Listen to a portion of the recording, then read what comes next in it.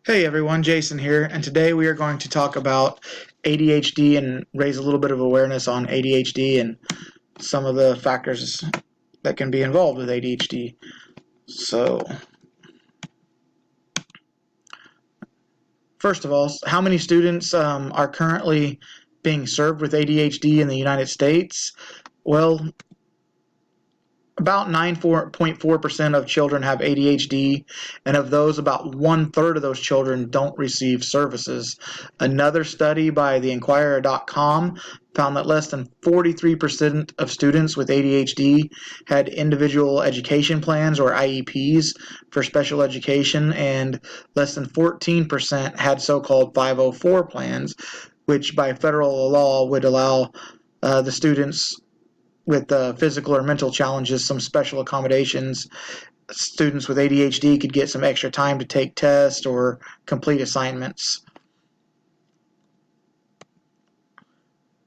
So why are there so many more cases of ADHD? It's the amount of students diagnosed with ADHD has risen greatly over the last 20 or 30 years. Well, a few things have led to that. One is just better healthcare in general, access to better healthcare. Doctors over the last 20, 25 years have gotten a much better understanding of what ADHD is. Another thing is just advances in medical technology in general. Um, changes in the last thing here is really changes in how the condition is classified. That has greatly increased also the number of students who are diagnosed with ADHD. For years, ADHD pertained to children who were hyperactive, and study found that rates of ADHD among girls rose from 3% to more than 6% over the period of the study, and it was pretty much a result of change in how the condition was classified. So we doubled the number of girls just because they changed how we classified the subject. And that was from the Washington Post.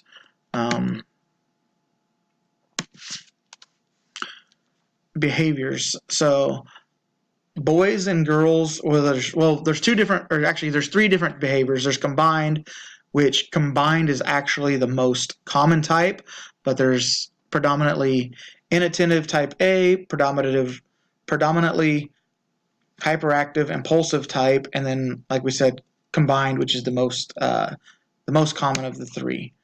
So predominantly inattentive is some of the things that are required is a child must have 6 of the things on this list. So struggle paying attention to details or making careless mistakes, paying attention to academic and social activities, listening when someone speaks directly to them, following instructions or finishing tasks, organizing tasks and activities, sustaining mental effort. Students that struggle to keep track with their necessary supplies, or students that are easily avoiding distractions, or struggle to avoid distractions, and students who struggle remembering daily activities. So if a student has 6 of the items on this particular list, they would be considered predominantly inattentive. But we move on to our next list here, which is for students who are hyperactive impulsive type, and these kids would have to have 6 items on this list. They would have to struggle in 6 of these categories. Things like keeping your hands and feet still, staying seated, resisting running or climbing, participating quietly in leisure activities, students that resist constantly being on the go, students who talk excessively, they blurt out answers, and students who have trouble waiting for a turn or interpreting others. If a student has 6 of these items, they would be considered predominantly hyperactive, but like we said, most of your students are actually going to be considered both types or the combined type. So, does ADHD demonstrate the same characteristics or degrees of behavior for all students? Well, no, it doesn't. There's many different ways it can manifest. It can actually act differently in boys versus girls. Some boys may show different types or may show different things, but for this presentation, I chose to go ahead and just show the differences between the boys and girls. Girls tend to be a little bit more withdrawn. They have lower self-esteem.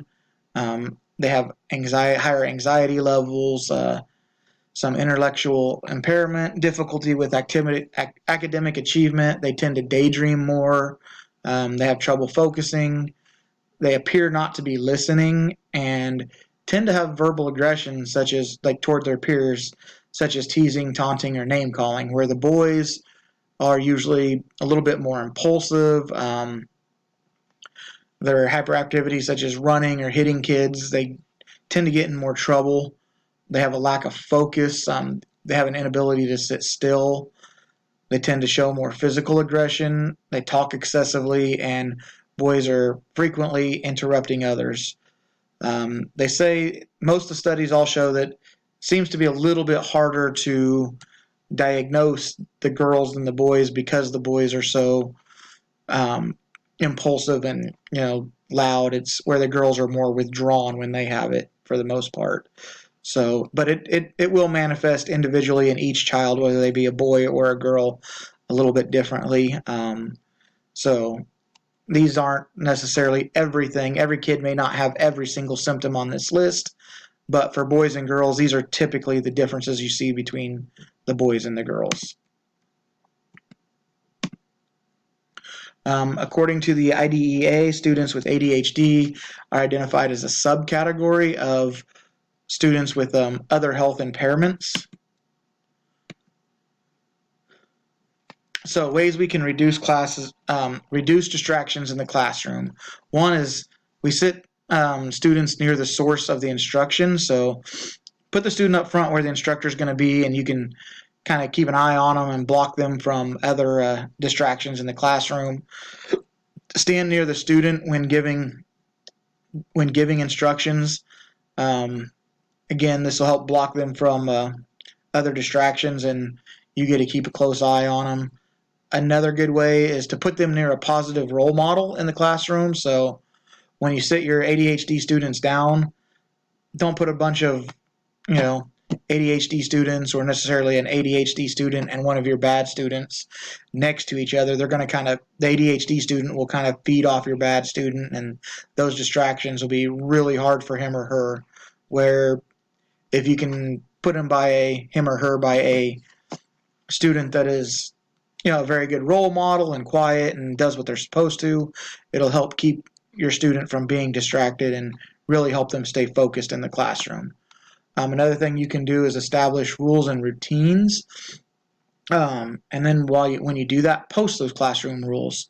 So I don't know if you have a list of rules and somebody starts talking or whatever, you may just point to rule 1, and you don't have to be a big distraction, or your ADHD student or students can look to the board and read down the rules and be like, got it, and not have to have distractions of somebody else talking or whatever that may be, whether a teacher is talking to them to explain the rule, or just it helps keep the room quiet and keep your students focused. So establish classroom routines. This will just help your student stay focused and know what's coming next, so they're not asking questions. It helps avoid distractions. When all the students know what's going to go on, it's easier for them to just do what they need to do and do it quietly and stay away from distractions. Another great thing is to prepare for transitions 5, 10, 15 minutes early. Go ahead and tell your students what's about to come next. So if you're going to recess or to art or whatever, let your students know in advance so they can prepare for it. Not just maybe physically by stuff at the desk, but also they can be mentally prepared to start kind of switching gears in the brain and move on to the next, whatever they need to do next. Allow for some extra movement. This is a big one, I feel like. Allowing extra recess is great for kids with ADHD. And then another good thing is to find some reasons to keep them moving. But when you find reasons to keep them moving, sometimes you can just be whatever, but try to find things that look like they are among daily chores. So maybe, hey, tell your kid, here, Johnny, would you like to clean the whiteboard for me today? Or if some paperwork needs to be taken to the office, like say you do attendance every hour and it has to be sent to the office, have Johnny take that paper to the office. Maybe let him go get a drink every now and then out in the hallway. Just something to keep them moving. And let them get back to when they get back to the classroom, they can refocus and we can keep going. Another good one is to offer choices. Um, Hands-on learning. Not only does the kids get to learn, but when their hands are moving and they are moving and trying to get rid of some of that energy, help keep them focused. Then another thing is provide visual reminders. That's a great one so that kids can maybe don't have to ask, or they can just, if you got an essay they're about to write and you have a certain way you want it done, if you have it up on the board and you've already told the kids what to do, Johnny doesn't have to speak out loud to ask. He can look to the board and say, oh yeah, part 2 of this problem was this, quietly in his mind without creating a distraction. He can just look at the board and remember what he was supposed to do. So some of the references we used were our Exceptional Lives book from Boston Pearson, 2016. We used the Inquirer.com, CDC.gov, Attitude Magazine, Teaching Strategies for Students with ADHD, and some of the other stuff came from a Healthline.com. And I guess that's the end of our presentation on ADHD. Thank you.